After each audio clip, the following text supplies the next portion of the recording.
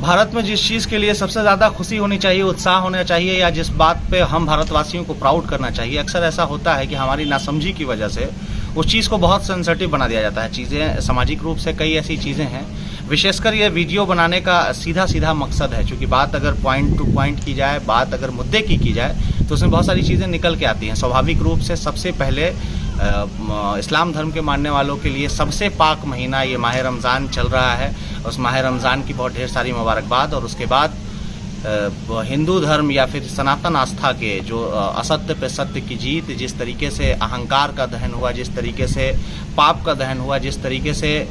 उस सोच का या उस मानसिकता का दहन हुआ जिसमें आदमी जो समाज से नफरत को ख़त्म किया जाए, समाज से अनजस्टिस को ख़त्म किया जाए, या समाज से ऐसे लोगों को ख़त्म किया जाए जिनकी विचारधारा या जिनकी सोच समाज को नुकसान पहुंचा रही हो। निश्चित रूप से इस्लाम के मानने वाले लोग जानते हैं कि अल्लाह के रसूल सल्लल्लाहु अलैहि वसल्लम ने हमेशा मोहब्बत, अमन का पैगाम दिया। रमज़ान में भी रोज़ा का सीधा सीधा मकसद यही है कि अपने अहंकार की कुर्बानी दी जाए, अनक की कुर्बानी दी जाए, और उसके बाद सुबह से शाम तक भूखे रह के ये संदेश दिया जाए कि हम केवल पेट का रोज़ा नहीं बल्कि हम अपनी ज़ुबान का रोज़ा रखते हैं, जिससे किसी को तकलीफ नहीं पहुँचाते। हम अपने आँख का रोज़ा रखते हैं, जो किसी को गलत चीज़ देख के या उसकी चीज़ को सोच के हम नहीं तकलीफ पहुँचाना चाहते हैं, या फिर किसी भी तरीके से सिर्फ अमन और मोहब्बत चाहते हैं। निश्चित रूप से सनातन धर्म का भी यही मूल उद्देश्य यही है, मोहब्बत, एकता, अखंडता। और इन तमाम तरह के बीच ये जुमा के दिन होली होना, ये तो प्राउड की बात होनी चाहिए थी कि जहाँ एक तरफ इस्लाम धर्म के मानने वाले अपनी इबादत कर रहे होंगे, इस मुल्क की एकता, अखंडता और बढ़ोतरी के लिए दुआ कर रहे होंगे, अपने अमाल को, अपने गुनाहों को धोने के और अपने अमाल को बेहतर बनाने का प्रयास कर रहे होंगे, ठीक उसी तरफ दूसरे धर्म के लोग, सनातन धर्म के लोग या हमारे वो वतनी हिंदू भाई जिस वक्त अपनी होली का वो रंगों का वो त्यौहार मना रहे होंगे जिसमें अहंकार के दहन के बाद, पाप के दहन के बाद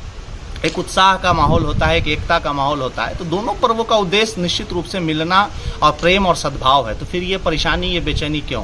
निश्चित रूप से स्थानीय प्रशासन, जिला प्रशासन, राज्य की प्रशासन और देश की प्रशासन एकता और अखंडता की बात करती है, वो लगी हुई है। सभी चौक चौराहे पे हमारे पुलिसकर्मी, हमारे आपके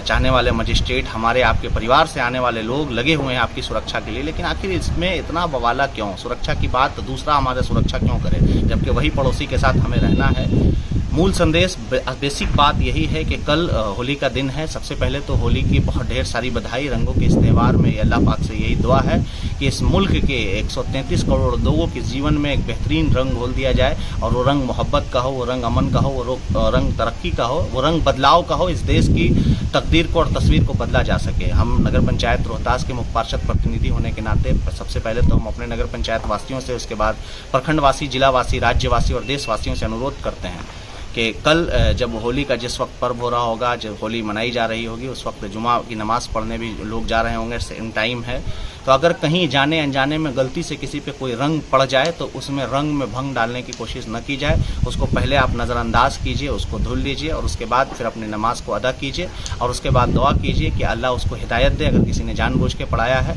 तो उसके लिए भी आप बाद में जब सारा कुछ ख़त्म हो जाए तो आप अपने स्थानीय प्रशासन को, समाज के अच्छे लोगों को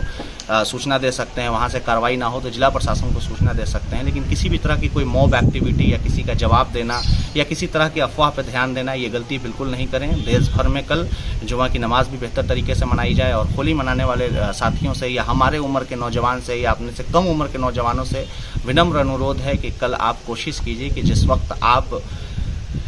उस होलिका दहन या उस दहन के बाद, जिस पाप, जिस मानसिकता के दहन के बाद आप खुशी मना रहे होंगे, जब रंग घोल रहे होंगे, तो ऐसा ना हो कि किसी की इबादत में वो रंग फीका पड़ जाए, कोई नापाक हो जाए, या किसी के रंग पड़ जाने की वजह से किसी का कपड़ा ख़राब हो और वो नमाज न पढ़ पाए। अगर आपकी एक एक्टिविटी की वजह से कल वो अपनी इबादत नहीं कर पाया, तो कल जब आप अपना अमाल देंगे, जब आप अपने अमाल का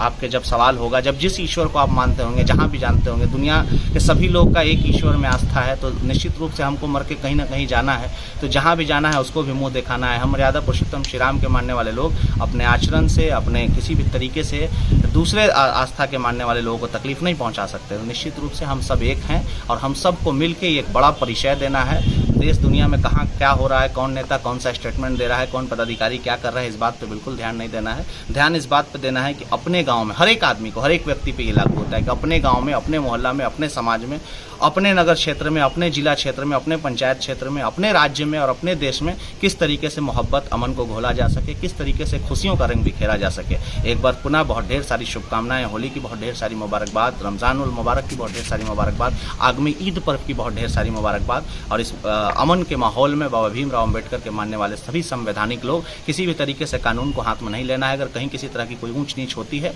तो समाज के वरिष्ठ लोगों का सहारा लें, स्थानीय प्रशासन का सहारा लें, जिला प्रशासन का सहारा लें। मुझे लगता है कि हर एक जिला में बैठे पदाधिकारी आपकी